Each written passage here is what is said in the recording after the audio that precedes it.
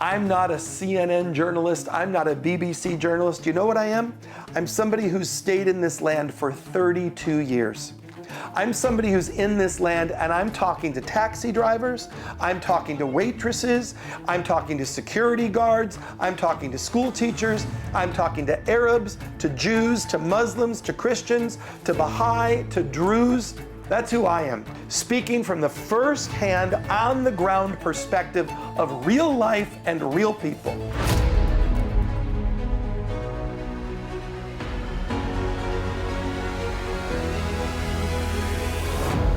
Hey friends, Bishop Robert Stearns coming to you live this week from Israel with the Israel Frontline's update. Thank you so much for tuning in.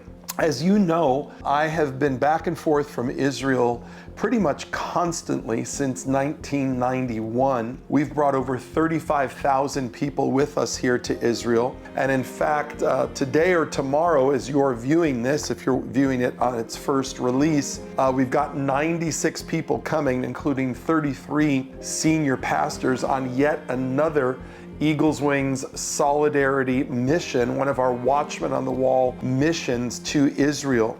If you've not yet become a Watchman on the Wall, go to the website, get the curriculum, get involved, get educated on the Jewish roots of the Christian faith and the urgency of standing with Israel today. There is so much to talk about this week. I honestly don't even know where to begin. Let's begin with Lebanon, because certainly this is absolutely in the news cycle hour by hour right now. As you know, Israel is fighting a war with Hamas in the south, in Gaza, but this week began enduring hundreds and hundreds of rockets being fired from the north, from Lebanon. Now folks, what's happened in Lebanon is a tragedy. Lebanon used to be such an example of peaceful coexistence in the Middle East. There was a beautiful harmony and a beautiful coexistence between the Christian community and the Muslim community in Lebanon. In fact, there was a status quo between Maronite Christians, Catholic Christians, and Muslims, that they would share the responsibilities of president, prime minister. These would rotate within the faith communities. But radical Islam, backed by Sharia-based Iran, got a foothold in once beautiful Lebanon. Beirut, the beautiful city of Beirut, used to be known as the Paris of the Middle East. I have so many Lebanese Christian friends in America. There's a large Lebanese Christian population in the city of Buffalo. In fact, we have a caterer that we use every week. They're a Lebanese Christian family, amazing food, but so many of them have had to escape out of Lebanon. Why? Every country except Israel is showing a plummeting of the Christian population. Only in Israel, the Jewish state, is Christianity growing numerically. Why? Because Israel is a country that guarantees freedom of religion. Folks, this is not rocket science. We have to look at the geniuses at Columbia and Harvard who keep blithering on and on inanely that Israel is an apartheid society. Well, what about the greater Middle East, where Christianity is plummeting? Forget finding any Jews. What happened to the Jews of Iraq? What happened to the Jews of Iran? What happened to the Jews of Egypt? What happened to the Jews of Yemen? There used to be large Jewish populations in all of these nations. They had to flee. They had to escape. And after the Jews had to escape, now the Christians are having to escape. The only place that Christians are dwelling in safety and growing is within the pluralistic, democratic Jewish state of Israel. That's the truth of it, folks. You can yell and scream all you want, but the reality is Israel guarantees freedom of religion, guarantees freedom of the press, rights for women, rights for social minorities, It is a bastion of democracy and human rights in the Middle East. Lebanon used to be a close second. Lebanon was a peaceful nation. There was a great sense of coexistence between the Christian and Muslim community, and now Iran came in and got a foothold in Lebanon through Hezbollah. And Hezbollah has become a stranglehold, has gotten a stranglehold grip in Lebanon, and now rockets are firing over into Israel. And so Israel is choosing this week what is their course of action going to be. Some have called it the plagues of Egypt. You saw the exploding beepers that happened, utterly brilliant campaign. The beepers of the Hezbollah terrorists exploded, and then the walkie-talkies exploded.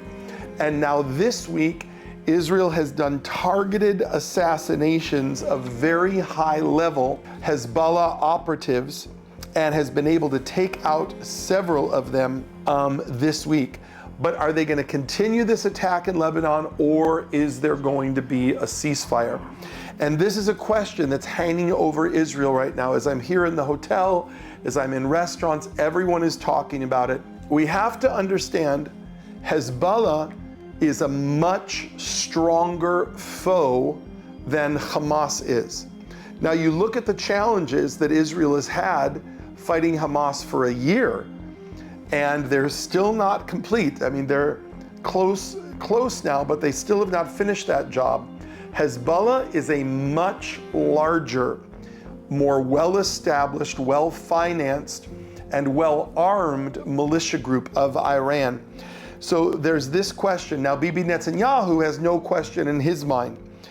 He stated this week that the report of a ceasefire is incorrect, that the Prime Minister has directed the IDF to continue fighting with full force according to the plan that was presented, and that the fighting in Gaza will also continue. And so, folks, imagine the stress on this tiny nation. Imagine New Jersey having to be at war with New York and Pennsylvania simultaneously. I mean, this is the reality that Israel is facing right now. Are things going to escalate, or is there going to be a ceasefire? Now, Bibi Netanyahu and also members of the IDF went online in Lebanon and warned citizens prior to attacks. They announced where they would be attacking.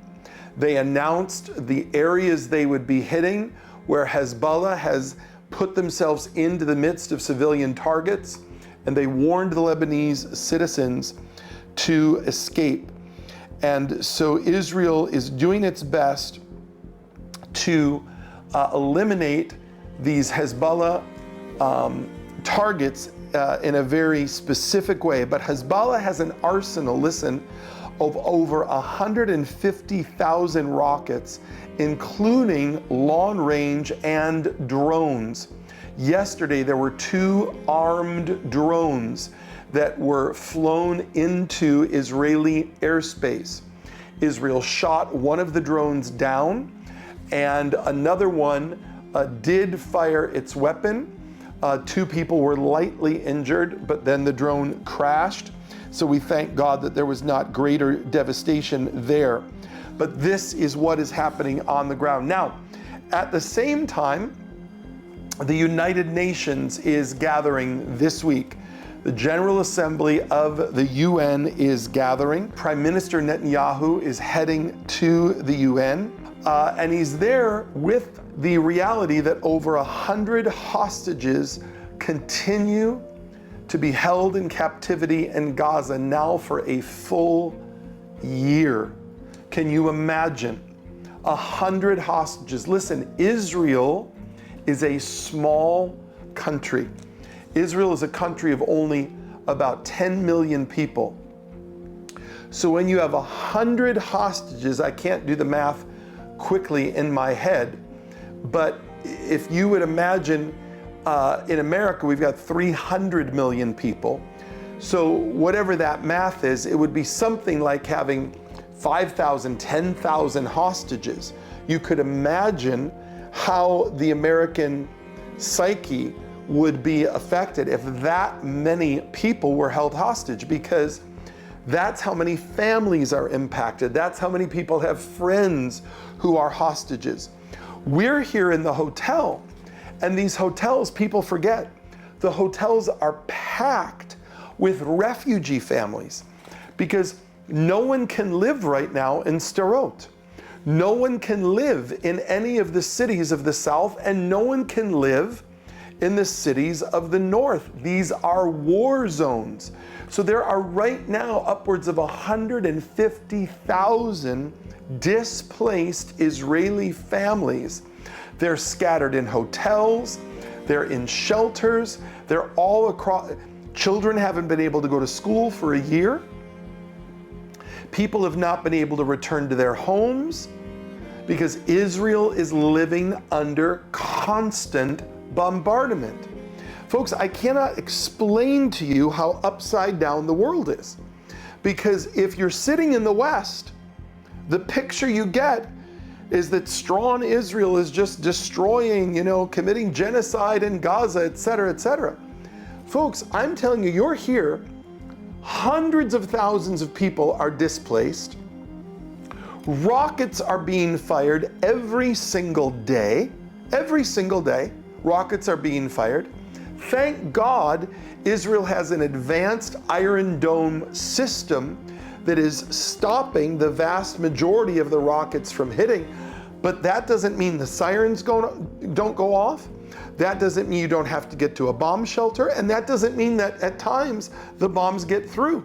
It's like the world wants Israel to feel guilty for being able to defend itself.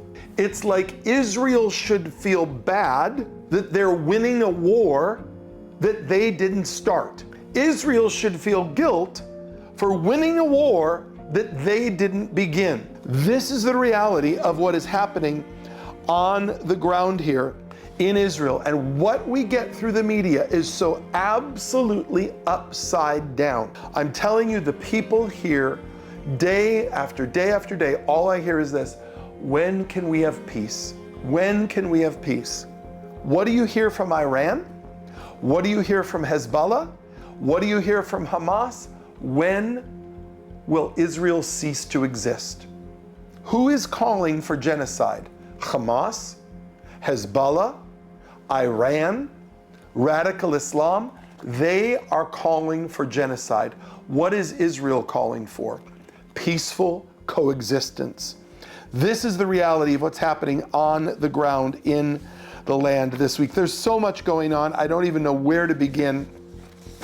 I'm going to go to the States for just a moment, where the boycott, divestment, and sanctions. Now, some of you are not familiar with this term, BDS, the BDS movement, boycott, divestment, and sanctions.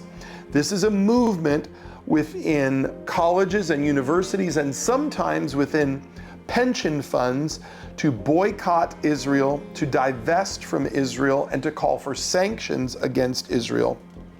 Well, a new report shows that America's largest 100 universities could lose $33 billion over the next 10 years if they divest from Israel. They're going to be losing those endowments if they continue this campaign of boycott, divestment, and sanctions against Israel. BDS rejects understanding between Israelis and Palestinians. BDS rejects peace-building efforts at the grassroots level. And we see the marches from the river to the sea.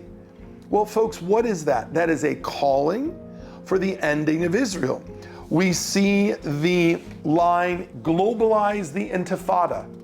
Intifada now. Listen to me. I lived here during the second intifada. I was here in Israel during the Second Intifada. I literally saw testimonies in front of Congress last week. And this woman from one of the Arab American organizations, she was standing up and she was saying, well, intifada might mean one thing to one person, but it might mean something. No. I'll tell you what the intifada was. The intifada was buses blowing up. The intifada was Sbarro's pizza restaurant blowing up. The intifada, I was here during the intifada. If you got on a bus, you were taking your life in your hand. If you went into a restaurant, you were taking your life into your hands. There's no question of what the word intifada means. You're playing word games. You're lying. Intifada has a meaning. And folks, this is the problem when you can't define what a woman is. When you begin to partner with radical Marxism that deconstructs language. So now we're not sure what the meaning of a word is. Well, there was the first intifada in Israel and there was the second intifada in Israel. And guess what the similarity between the two of them was? They were both bloody and there were dead people, dead Jews. So the similarity between the first intifada and the second intifada was that there was dead Jews. There was violence.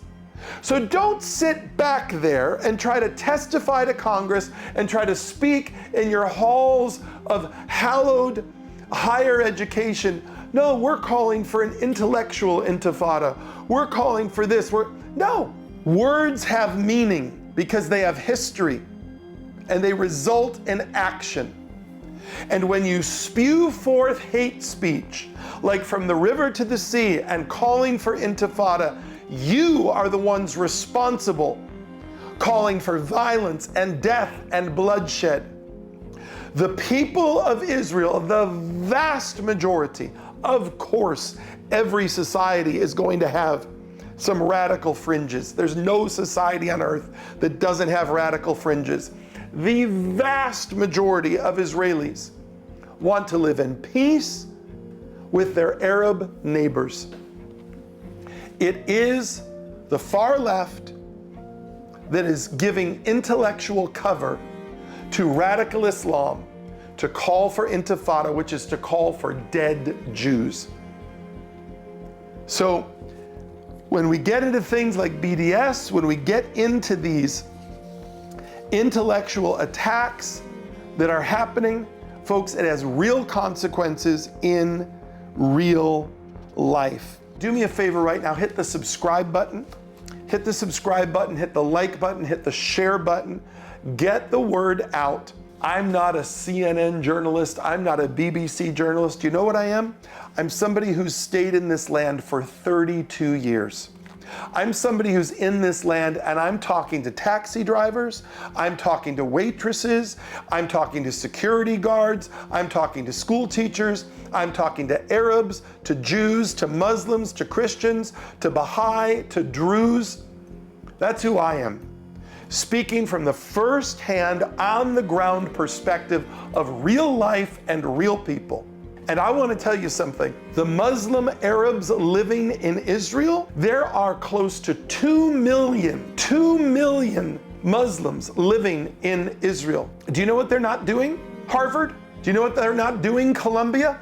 They're not setting up tent cities. They're not calling for the intifada. Do you know what they're doing? They're going to work. The Muslim Arabs living in Israel, the Israeli Arab citizens of this land, do you know what they're doing? They're going to work. They're raising their families. They're participating in society. There's over 2 million of them. If they wanted to, they could shut this country down tomorrow. That's 1 out of every 5 inhabitants. Do you know why they're not doing it?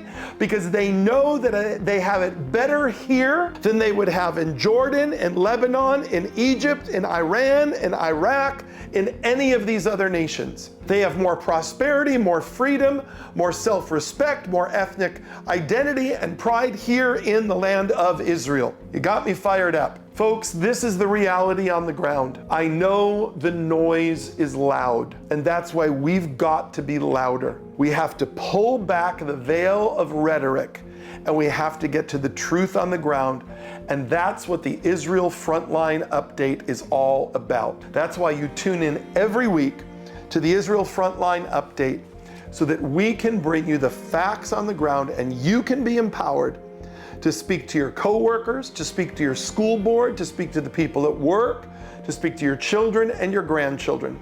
Do that right now by hitting the like button, the share button, the subscribe button. That helps our algorithm. It really, really does. I know that it's easy to just, gloss by that, but it helps us.